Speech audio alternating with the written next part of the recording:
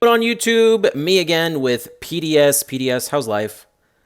Hey, how are you guys? I'm all right. Just coming off of a major hero victory, so there's just splurges of stuff at PDS's house. We're not gonna get into that. DMCA, dude, not DMCA. Oh, what's it called? Fucking, you know what I'm talking about. How's it going, PDS? Top I'm five chilling. I'm decks. chilling. What's new? What do we got? We Been got seeing a lot of D heroes. yeah, D heroes. Yeah. I think Gian might have given us the wrong breakdown here because I see DDD in seventh, not in first. So I don't know, man. I thought DDD was supposed to be king of the Hmm. metagame. I don't know what happened there. Yeah. No DDDs, man. They're not playing the pendulum build. What can I say? Oh boy, get into it though. I think this week's not actually that bad compared to last week's. Harpy's only at 47 points this week. Is there anything new to talk about when it comes to Harpies?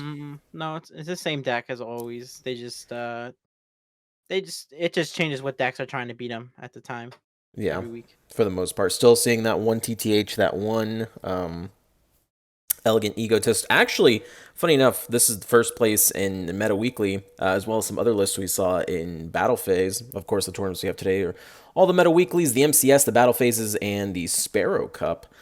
Is the new one edition here? The one MST. Is that just for the DDD matchup, or is that one MST actually been nice for like mirror and stuff? Yeah, you definitely want that MST for when they they go to use their contract with the witch. You want to chain to it, just to have something to something to destroy that, or otherwise, you're gonna need to draw into that swallow's nest. So this way, you have four options to try and play around that contract, that easily searchable contract, I should say. Yeah, and I think it was more just because people were playing a lot of DDD, even if it had no meta impact. People were just playing it, because it does actually have a good Harpy matchup if you don't adjust your deck list. But if they if they take MST, it's pretty much over, dude. Yeah, and it's funny Uh, because as the weeks go on, we see the Harpy deck become more and more inconsistent. yeah, They're taking out, that I think three perfumer is like mandatory, right? But you see people, yeah, they're starting to going take him down to out. two. They're taking out the Harpy Lady one because they're tired of drawing it. But then also, you end up having to special summon it from your hand with like an egotist. Yeah, So it's I yeah, think I it's think it's really just the Channeler is like the big one that they can't drop, right? Because all the other ones are searchable as long as they have another card. yeah. I don't know. This deck's too strong. Moving on. Water Exceed was actually really close. 32 points. Oh my goodness. Two first places and a lot of second places as well. Water Exceed going from I think fifth place last week or something like that to second place. This might be a little bit of a tangent, but I always like this deck would be the perfect new player deck if it didn't cost so goddamn much money. You know what I mean? Yeah. It's so simple. If someone came from like 2008, 2009 Yu-Gi-Oh and wanted to play Duel Links, they're coming back, just give them this deck. It's literally caveman Yu-Gi-Oh. You summon some monsters, you set some back row, you win the game. I don't Yeah, know. no, This deck's insane. yeah, and of course, it has the Diva and the Buzzsaw Shark, Yeah. two of the best normal summons in the game right now. They just give you like the best cards. They give you access to like all your plays. So really, really nice deck. And they have access to TTH, of course, and MST and Book and Chalice. So everything that they need to counter the meta game, they have Right. access to. And they can, their side deck. We usually don't put side decks on here, but whenever you look at their side decks, it's just all floodgates, poisonous winds, necro valleys, Right. whatever counters the meta, they can just put it in because they're a very self sufficient deck. Kind of the same way Sure Nui was kind of you could play whatever you want, minus the necro valley, Yeah. of course. And this is like one of those decks where, we're always like Floodgate's stuck against Harpies because always said, you need a Floodgate and the MST to beat Harpies. But Water they just pop the field spell with heavy infantry and then they can slap down the poisonous winds and that's it. Yeah, that's been common, kind of a more of a common occurrence too. Turn one, you take out the field spell, and then Harpy kind of struggles to out you at that point. Do you think it's a coincidence they're second place, or is it just more of a I people think just it's play? it's just the normal summons are really powerful just like Harpies and they have I'd say a fairly decent matchup against the deck. So Nice. Well, there you go. Everything revolves around Harpy. Rolling up at third, we have Melodious. I think third is highest they've ever gotten. Um, winning the MCS this time around. They were also in the finals of GG Tour, which was pretty crazy. The D Heroes won that one. Yeah. Melodious, I mean, this deck, it's interesting because we keep seeing different trap cards kind of go in. Like the Skill Prisoner that we saw for a long time has now been dropped. Super Team is coming in. Breakthrough Skill is just always in the deck, it feels like. I feel like they're still optimizing this deck. A lot of people are like trying to fit this deck in to counter Harpies, but also not to lose to the random decks, the Noble Knights, the Desk Bots, all those decks that they were losing to.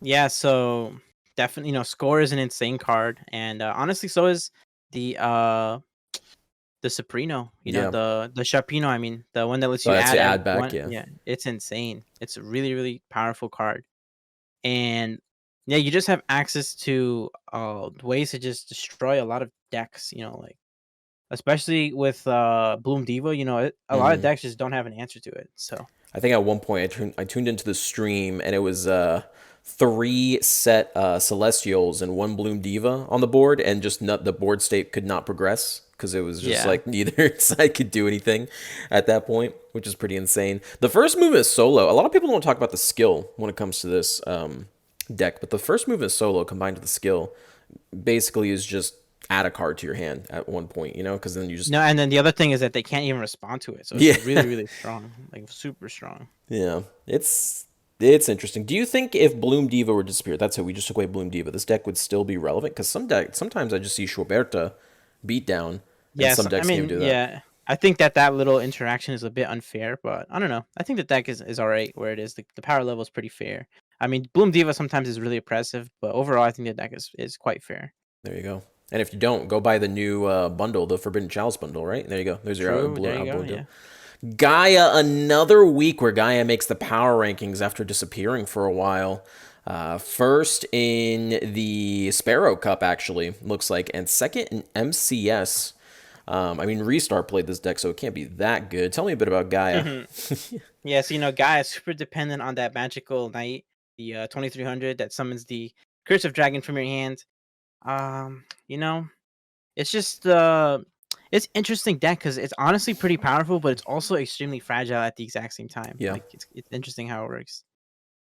I don't know. Gaia is one of those decks where it's like, I want to say they're almost sacking you, but not really. It's just kind of like that super linear deck that's just super consistent and will dominate you if given the opportunity.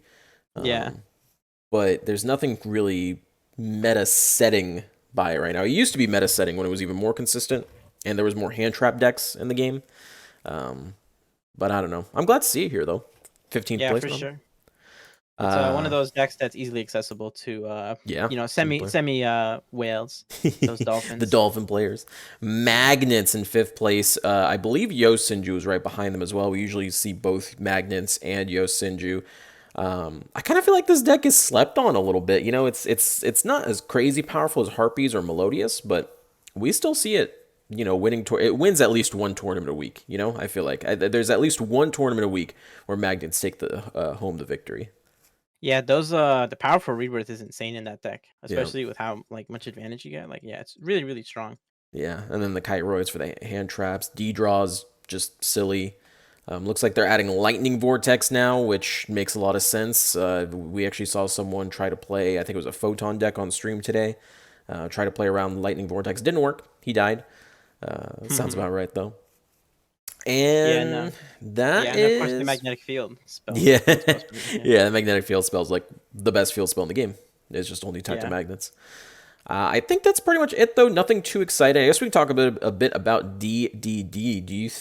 What do you think about DDD in terms of meta relevance? Mm. So I think it's an interesting deck, because in theory it's supposed to be really good, but it's one of those decks where it's also really really fragile to like any disruption. So yeah, Because you've put out the two different builds. You put out the Rhino Bus build, and you put out the pendulum build. Yeah, the Cyber Dragon build, essentially, right? yeah, So I was yeah. thinking, oh, maybe the Cyber Dragon OTK coming back, but it just doesn't really seem to be doing that. I don't know. I guess there's hope that there's more support coming out, but I think DDD is gonna probably sit in Rogue tier, Yeah, probably. for sure. Yeah. Well, there you go, boys. DDD Maybe next week they can prove us different, but as of right now, rogue tier. Anything Sweet. else? I think that's everything. I think, and then of course, probably next week we'll be seeing more of the clock heroes coming through. Yeah, after today's performance. Well, okay. Do you think Clock Heroes, is it because they're strong or because no one read their card effects going into the tournament? Well, like the follow-up turn, they could draw two with Celestial. Yeah, They can put up Excalibur, like automatically put so much pressure on you. You got to use your back rows, and then they just go MST, pop the Prison Tower, bring out 32, 16, 16, and then like for the love of God, they could even draw a Mass Change. It's like, oh my God, like and none of their cards can be destroyed and they don't take battle damage. So like they're obviously always gonna make it to their follow-up turn. So honestly, uh, today I saw the one guy pop his clock tower just to get a summon 2, and then Stratos for 2 pops, and I was like, oh my god, this yeah, it's is. crazy. We'll definitely see more Clock Hero. I think it's given heroes kind of that setup, that's a searchable MST, and then actually having protection. From the Yeah. get go from turn 1 has been really They've nice. always lacked that turn one like defensive thing. So now they have it. Yeah, It is it's also pretty fragile as a lot of these strategies are, but if the clock tower sticks around to get 4 counters, it is insanely oppressive and powerful. not stall, by the way. Yeah, not stall. All right, boys, that's going to be it for me and PDS. Thank you for watching. Tell us how your meta experience has been. And yeah, that's it. Peace out, boys. Peace out, boys.